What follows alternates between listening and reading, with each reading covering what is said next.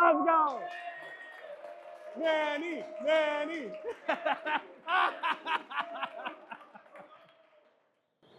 Let's freaking go. Attaboy, Maddie. Well done, everyone. You all got an A. Good job. You can stay for lunch. Listen, Manny's a special cat. My first question is always, what makes you you? Without too much leading, I'll just be like, when you think about like, why are you who you are today?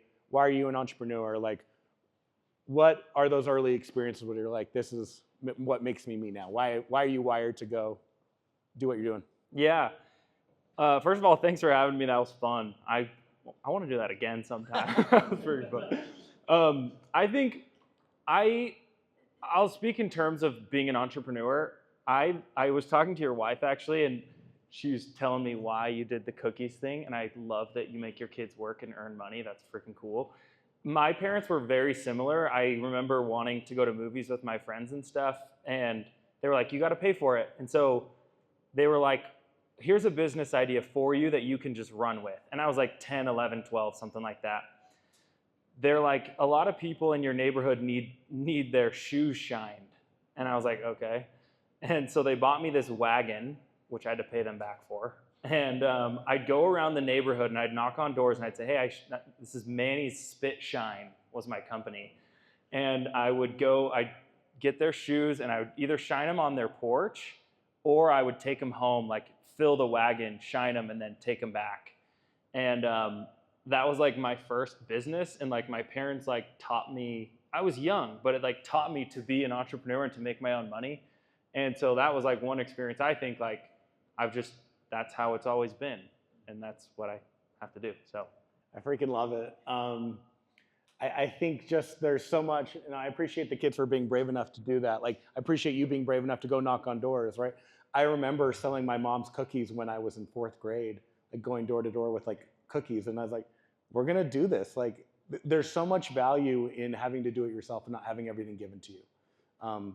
And so, as you kind of go through school and you are an entrepreneur per se, talk us like after high school, what are you thinking about life? What do you want to do?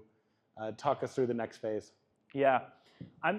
Growing up, my dad had a lot of businesses. He had like a carpet cleaning business. He had an event rental business. So he did like tables, chairs, linens for weddings. And like I was always his right-hand man, like delivering these tables and chairs. And so he always told me, he's like, if you want money and freedom, you have to start your own business. And I saw him go through a lot and have a lot of failures. And so going into school, I was always like, I'm going to start something. Like this is, like I'm going to get a degree because I think it's a smart thing to do as a backup plan. But I'm going to start a business. Like it was just in my head.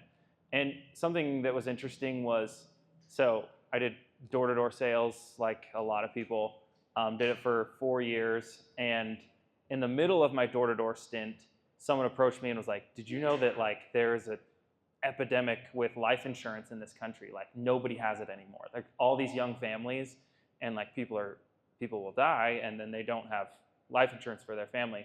We should go sell this door-to-door. So during college, that was like my entrepreneurship project was like, I started this business that did life insurance door-to-door. And the plan was like, once you get them on life insurance, then you can upsell them other financial products. And it failed pretty bad, so. Yeah, well, I mean, at least you tried though, right? Yeah, it was great. Like Did you learn anything from it? Oh, so much. Like the biggest problem, we actually were selling it, and like I was the first, like I remember the first deal I got, it was crazy. I had to go get licensed, I sold this deal, I was so excited, recruited this team, and then we go out and we are selling this door to door. The problem is in life insurance, you don't get paid until they pay, and they go through like a medical examination. And so sometimes you get a commission like 3 months out. But then these pest control guys, they're slinging a pest deal and they get paid the next week $500 or whatever. And so people like, we weren't able to front the cash and keep that managed. So I learned a lot, but like the other industries, the incumbents were just winning over us for the reps. So was interesting. Yeah, so like it wasn't necessarily that you had a product that would fail. It's that you had a sales team that wasn't motivated because there's better options. Yeah, and like everyone we recruited had done sales before, so they're like, I'm just gonna go back to what I know. Yeah. Because this is kind of, not proven yet. Okay, so you're selling pest control. You sell it for how many years? I did it for 3.5. 3.5 years. Okay, making good money. You Yeah. get out of debt from school. Yeah. How do you find your way to Filevine? Yeah, so actually it was kind of interesting. I was working, it was my last semester of school at BYU, and I was really interested in the legal field. I was like, maybe I'll go into law before I start something. I don't know, my head was all over the place. And someone was like, you should, if you're interested in legal at all, come work for us as a BDR. So my last semester of school, I worked part-time at Filevine. Sorry, who's heard of Filevine? Who hasn't heard of Filevine? Decent amount. Could you quickly explain what Filevine is? Yeah, Filevine is case management software for legal. So it's like a law firm uses it to manage all their cases. It's kind of like Monday.com before the legal world. And so if you want to, for my kids who are hearing this that don't know what Monday.com is, more or less I will say it's a software that the law firm uses internally to track their internal communication and progress on a case. Tasks, documents, projects, exactly. Not really focused, sorry. CRM. Yeah, it's kind of like a CRM, but slightly different, but yes, it's the best But way. it's focused on the internal with some customer-facing elements. How big is Filevine today? They're like, I don't know if this, maybe not public, but I yeah. think it's like 150 million ARR, maybe 200. So good-sized company, Yeah. Monster in the legal tech world. Yeah, I started there when it was like 1 or 2. We were in a basement, no windows. We actually put up posters of windows in the basement. Pretty funny. Okay, so you started early days. Yeah, you early saw it days. like ground level. Yeah. And how long were you there? And then what kind of leads you to what Hona becomes? Yeah, so I got there, and I started as a BDR, kind of worked my way up the sales ladder, got to enterprise AE, did really well. Anyway, I was there for 4 years, and do you want me to tell what happened next? Yeah, please. This is how our company started. So I had clients. I was selling, big law firms, and they were like, "Do you guys have a Domino's pizza tracker for our cases?" And I was like, "Why do you want that? We need that today." Yeah, So we absolutely. Some pizza, where you at? Yeah. So they asked for this Domino's pizza tracker, and I was like, "Why?" And they're like, "We just get bombarded with phone calls from clients asking for status updates." And I was like, "This is super interesting, like this concept." Then my wife gets in a car accident in Orem on 8th North. You know the Maverick, if you're heading down the hill by the freeway. So she gets a car accident there, and we sign up with this law firm out of Provo, and within a few weeks, I was the guy bombarding the law firm about status updates. I was like, "Hey, what's happening with my case? What are the next steps? Who am I working with? How does this work? What is an insurance adjuster?" And so anyway, I had all these questions, and I was like, "I'm doing it." It was like, I was always going to start a business. Here's a sweet opportunity. I know exactly how to make it work. Now I just need co-founders and to get this thing off the ground. Okay. So what do you do next once you have this idea of the Domino's tracker for law firms? Yeah, so I'm working with, I was carpooling to Salt Lake for Filevine, and I carpooled with a guy named Matt McClellan, who's now my co-founder, and we kept talking about it, and I was like, we have to do this. And so he was in. He was a buddy of mine, he was a BDR, and we needed a CTO. And he was like, my next door neighbor is actually a developer for Qualtrics. And so we started talking to him, and he was actually already working at a startup. But we really wanted Josh. So over the course of like 2 or 3 months, we finally convinced him to come on board with us. But if I remember correctly, it wasn't like that was an easy sell. Yes. What sort of metrics and what traction were you able to show to then convince Josh? So this was interesting. So I quit my job and was like creating marketing content, and Josh was on board, but he was still working. He was like hesitant to quit his job and come, like developers are risk averse. Like they do not, like they want to moonlight, they want to build the product at night and see that it works and then come on board. Like he would have never quit his job and just ran with it. But I was like working full time in my basement. We had set up an office and Matt was working too. So it was just me going at it in my basement alone. So Josh was like, I just want to know that it works. And so I was like, I'm a salesperson. I'm going to sling this. So we made Figma mock-ups of what the product would look like. And I was selling this. I was calling law firms, and I was selling it like it was a product that was just about to be out. And so I closed 5 deals and got them to pay us cash in advance of them using the product, like several $1,000s. So real fast, Sandbox students, how amazing is that? Right? I mean, that's pretty sick. You know there's a hair on fire problem when they're willing to pay without ever actually touching the product. So that's what's dope about that example, is you were willing to go slang something that was a Figma mock-up and get cash for it. So you knew that there was something there. Yeah. And I'll never forget this time. I was like selling it, and I remember I was like, hey guys, we need to do a leadership retreat. This is me and my co-founders. I borrowed my buddy's house in Pineview, near Pineview. And we go up to this cabin, and I was like, I had just gotten like our 3rd or 4th deal, and I was like, Josh, it's time to quit. And he was like, okay.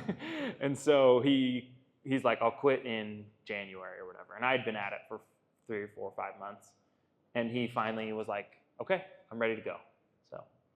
So I really think there's a lot of lessons to be learned peeling back what you just did there. That's why I wanted to like push in on that, because getting the developer full-time is important, and you were willing to do what was required, and I would say even past what was required to like get him in. Like you made it like such an obvious no-brainer for him. Yeah. Because you had shown the traction. Yeah. So there really wasn't a ton of risk anymore for that risk-averse brain. Yeah, for sure. And yeah, Josh is a stud. Like we wanted Josh. We had someone else that, one thing that we had another dev shop that we were like going to talk to, but we listened to the Y Combinator How to Start a Startup podcasts, and they were like, never do that. I don't know if I'm offending anyone, but like they were like, you have to have a co-founder and they have to be equal equity. And so like it was tough because I was working at it, but we wanted Josh. He was good. He was very good. No, I love that, and I'm obviously proud. You know, there's a lot to be said there for that. Okay, so you get him on board. Year 1, talk us through what you do. What are you trying to accomplish? Maybe some sales numbers, and talk about YC a little bit. Yeah. So year 1, it was just like, hey, let's try to get to, I think it was 250K ARR. And so we were going, and the motion was like, my co-founder Matt was like a BDR. He got all these leads for me. I was the AE. I closed the deals, and then Josh would build product. And we went at it for like 6 months, and we got to the point where we're like, let's hire some BDRs. And we were doing like everything, cold outbound. We were going to conferences. We were sending emails. Like we were doing everything to try to grow. So anyway, we were moving quick, and we got to our 250K number in like July or something like that.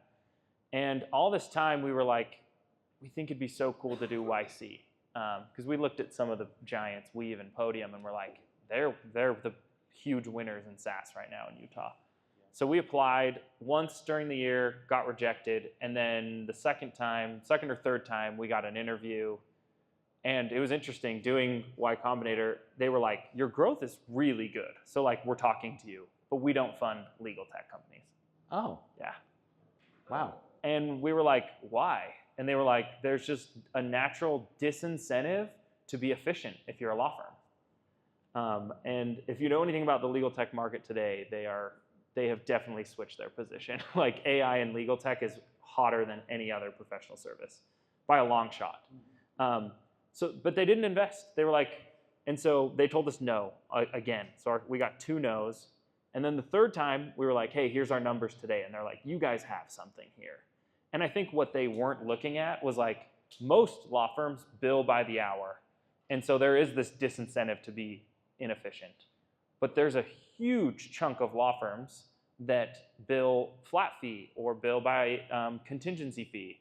And we were working primarily with those firms. And so they were like, okay, we'll fund you guys. So. Yeah, no, I think just a great example, one, of not giving up. It took multiple times of applying to get in. And once you're in, talk about the experience and maybe any lessons learned, just being in that like community of builders. It was super cool. So yeah, we got in, and the first thing they do is they fund your account like really quickly. Like they give you $500,000, and you're like, you would just like within a couple weeks of interviewing and getting accepted, they fund you. And then what happens is you go to this like retreat or kickoff in the Bay Area.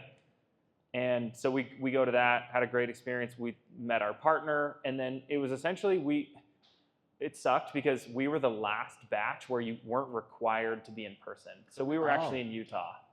But everyone now, you have to go and live in the San Francisco Bay Area for 3 months during the batch. But we would just talk to our partner once a week, and the whole thing was like, we're going to get you a good seed round. Show traction during the 3 months, and then we'll help you raise several $1 million so you can really get your company off the ground. Yeah, so they're driving towards a goal. How does that go? How does the seed round raise go? It was great. We like doubled our ARR during the batch, and we did. So it's crazy. Like the fundraising experience during YC is insane because everyone comes to you. You don't go to anyone. And they set it up so that all your potential investor meetings are in 1 week. So you have demo day, or like it's the week before demo day. And so we had like 40 meetings on the calendars with potential investors. And you name your price at YC, which is insane. And I actually don't know if it's the best thing.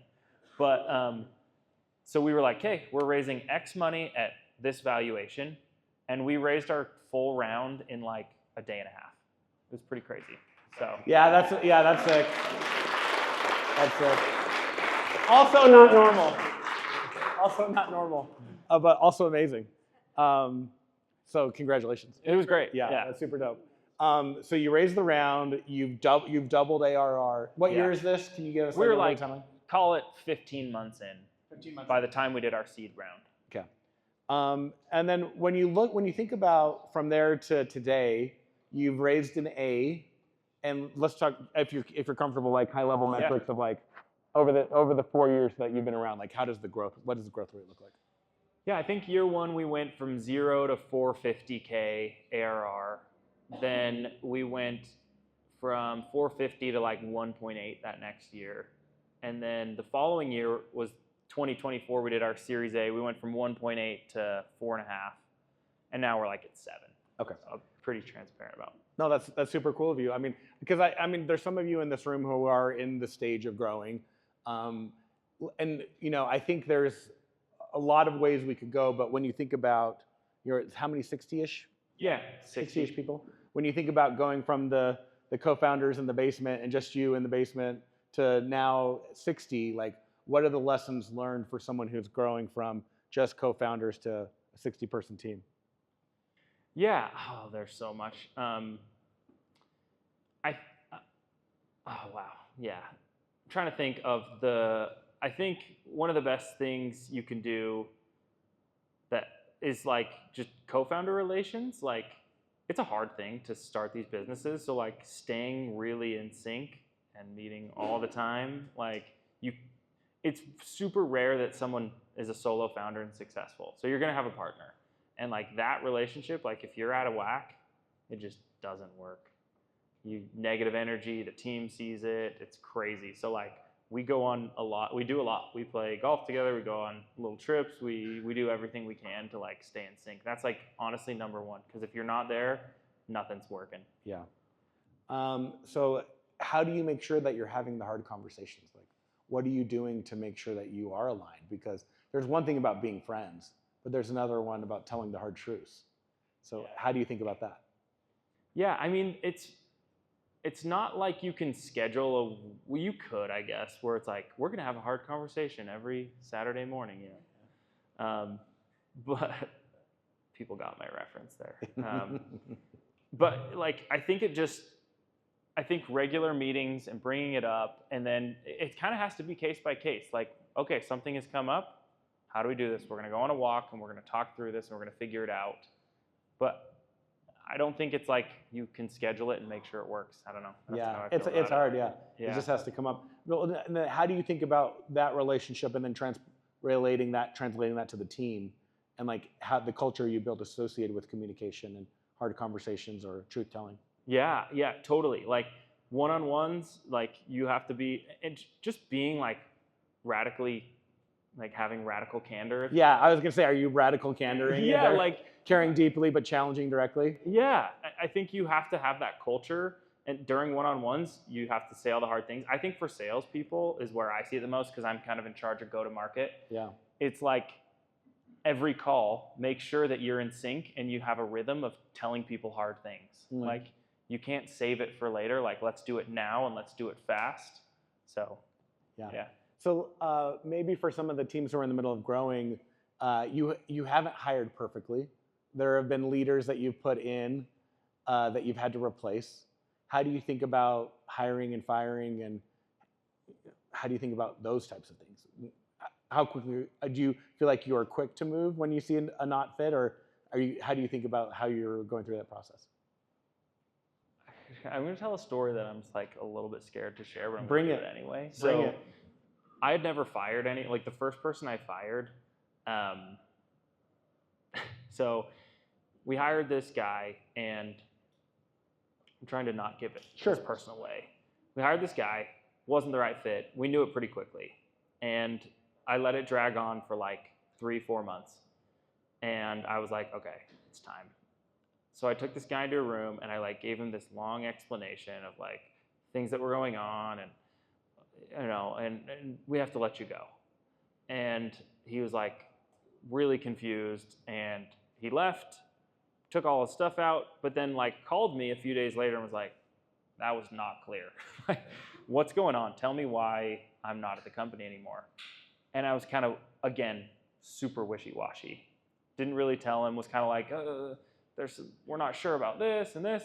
So he's like, is this more of a layoff? And I was like, if you want to act like it is for your new companies, you can say that.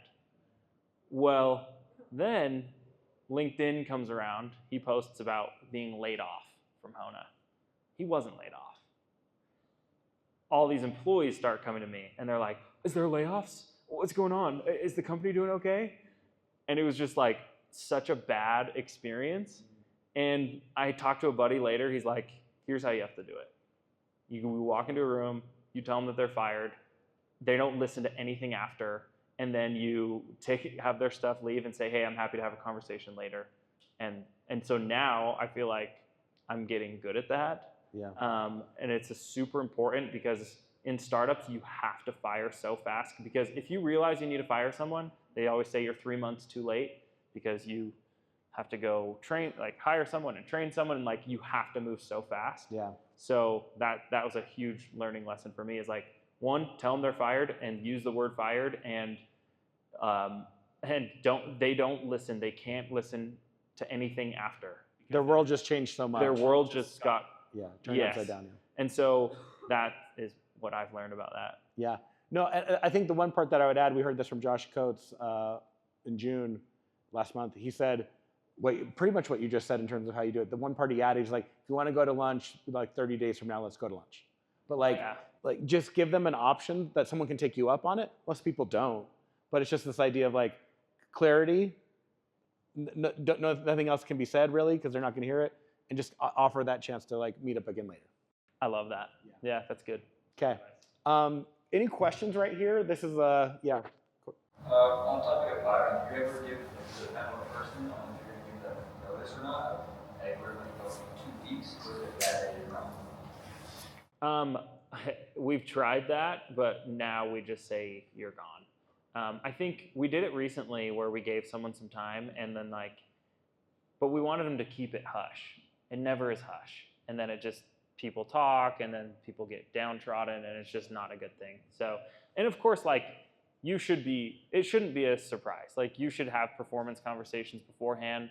We do a 1, 2, 3 system. 1, you're not meeting expectations. 2, you're meeting expectations. 3, and so regularly in your meetings, I'm like, hey, you're a 2, you're meeting expectations. If they hear 1, they know that they could get fired in the next couple weeks. They have to step it up. And so that's been a really good approach for us. So like you should have performance conversations before, but if you do fire someone, they're gone, they're out, and it should be at the start of the day, and they should walk out and give you their things. No LinkedIn layoff, and then everybody's like freaked out. That was horrible. Yeah. Yeah. What? And any other topics you want to share with the group in terms of like lessons learned as you're scaling, like in terms of like managing the team and the culture? I think we'll talk to go-to-market motion in a minute. Yeah. Like, how do you think about that? I mean, I think for like startups that are here, like sandbox folks, hire in pairs. If you're ever hiring, you probably heard this. Will you say why is hire in pairs important? Has anyone heard this before? Hire in pairs? Okay. So we had this problem when we hired our first BDR. There was like, we didn't know what was good, and he didn't really have a benchmark. We kind of just said, hey, go set as many meetings as you can for me. And then we hired another one, and the standard was whatever Andrew did, right? It's whatever our first hire did was what you should do. And so like the expectations were just that. And then we hired another one, and you're living off of the first person you hire's expectations. But like, I think the reason behind hiring in pairs is because people get competitive. There's like a natural competitive motion, and they push each other, and like your results are dramatically higher. And so any position, BDRs, AEs, account managers should always be hired in pairs because they get competitive, and then they have someone to benchmark off of. So I think that's been huge for us. Yeah, I really love that one. For those who aren't aware of this, the premise is like you always want to be able to know, and you want people to be competitive. You talked a little bit about the sales rabbit from your pest control days. Will you talk about like your pest control selling experience, before the software and post software like tracking of like success or not success? Oh yeah. Did I talk about that with you? No, I listened to a podcast you did. Oh, okay. Yeah.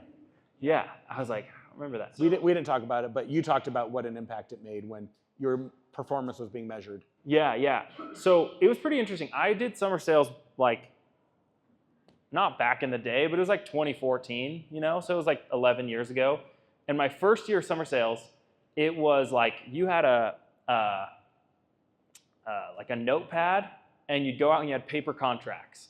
So you'd knock on doors and you'd be like, 101 Johnson's, talked to wife. You'd go to the next door. 102 Taylor's, not in. And like, it was interesting. Like the numbers that people were doing, people would sell like 150 or 200 or 250. I was doing alarms at this point, and that was like a good summer.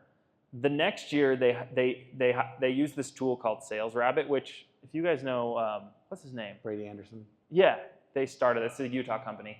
They implemented Salesforce or Sales Rabbit, and you got an iPad, and you started to like, it gave you like a Google Maps, and you would like use pins on people's houses for like who's there. You'd take notes, but not only would you do that, but you had e-signatures, and you had like notifications on who was selling. So like before, you'd go out and like you'd get in the car at the end of the day, and you're like, I got 2 deals, and they're like, cool, like nice job. But then when Sales Rabbit came around, it was like you're knocking doors, and like ding, Joey just got a sale. You're like, freaking Joey got a sale? Yeah. Joey sucks. I'm gonna go get a deal. And then it was like, it made it really competitive. And like, I kid you not, what I saw is like what good was 3x'd in the time I did summer sales. Like people, it's crazy. People now in alarms, they do 500, 600, 700 accounts in a summer. And I think it's largely due to the technology and the performance and the benchmarks of the tools. Yeah. And so like, and in pest control when I started, like 300-400 was good. Now people are doing 1,000 accounts. It's just different. Yeah. And so I think that technology's helped. And I think there's a quote you share at the end of that. It was along the lines of like, what you don't performance, like it's not tracked. Like you want to share that? Yeah, I think so. The quote is, oh man, I'm gonna botch it, but it's essentially, it's Thomas S. Monson, if anyone knows that name. Do you know it? When performance is measured, performance improves. When performance is measured and recorded, the rate of improvement accelerates. That's right. Let's freaking go! Let's go! Let's go! He just got home 5 days ago from a mission, by the way, so welcome to the world of business. Very proud dad next to him with that quote pull right there. Nice job. It's so true though. It's so crazy. true. It's crazy. It's freaking so true. Yeah. Yeah, I mean, so whatever performance is measured, performance is tracked, performance improves. Yeah. Yeah, so like there's so much in everything that we do in the business world, like the more that data you're putting around things, the better it's gonna go. Yeah, absolutely. Yeah, so, when you think about Hona now, you're at 7, you're continuing to grow, like how much of your growth do you think is by growing the team versus, efficiencies, or how are you thinking about going to 10 or 15? Like, what levers are you trying to pull? I can't believe the difference between like Series A stage and like where we will be raising Series B in the future. Yeah. It is so different. It is shockingly different. Like we didn't have any problem raising an A. People will bet on your company due to like the founders or like early traction. But like now, like I have preliminary conversations with investors and like they want to know every number and every metric. And so it is a completely different ballgame. I can't believe how different it is. So. Yeah, growth stage is way more metrics driven than it was a year ago or 2 years ago for you, in terms of like what you have to be. Yeah, you didn't have to track anything. Like they wanted to know ARR. Now they want to know about CAC payback, sales efficiency, magic number, all this stuff. Yeah. So like it's so different. And I think having good investors, they'll help you along the way, but it is an efficiency game now. Yeah. But I think overall, like we've grown really fast as a company, but like these new AI companies have even higher expectations. It's crazy. It's going to be tough it's a new market. It's different. Yeah, for sure. Any concluding thoughts for the group? Anything you want to leave everybody with who's building? Like what are your mantras, or like what do you live by? Like what are the things that get you up every day? Yeah. Honestly, I mean, if I were to say one thing, like, I would just, like, I'm trying to think. Yeah, I no. should have prepared this. No, you're good. What is my mantra? I don't know. It seems like this is a very entrepreneurial group, and that's kind of what I was trying to speak to today. I guess one thing that I have really learned and that I did is if you want to start a business, one thing that I was doing is I was always tempted to invest my money in real estate. This is going to be obscure. But I was like, no, that's your money to start a business. I saved I'll say the number. I saved like 150 or 200 grand before I started the business. And I was like selling and just pocketing cash and was not doing anything with it intentionally. I know that sounds crazy, or like put it in a money market account, put it in real estate. If you want to start a business, do not do that. Let it burn a hole in your pocket, because if you don't, you'll just keep investing in real estate and you'll never do it. But like if you're like, I have this chunk of change that I'm going to start a business with. So like when I made the jump to quit my job, I was not worried at all. I was like, Lindsay, we can live for 3 years on this cash. And if it doesn't work, I'll go get another AE job and I can sell. So like my biggest thing is like prep to do your entrepreneurial thing. Have that money, because if you don't, you never will do it. And I think it's so hard to not do it with any cash. Like I was like, I'm going to have this as a backup. So that I'd say that's my one piece. I freaking love it. Yeah. Yeah, I mean, like you if you want to go build something special, you have to plan and prepare. It's not going to happen out of luck. Yeah. I mean, I think that's the lesson for me today is you've shown over time consistently that you're going to plan and then you're going to go execute against a plan. You can't do it haphazardly. Yeah. Okay. All right. Well, thanks everybody for coming. Lunch is now served. So we'll go eat. Everybody, round of applause for Manny.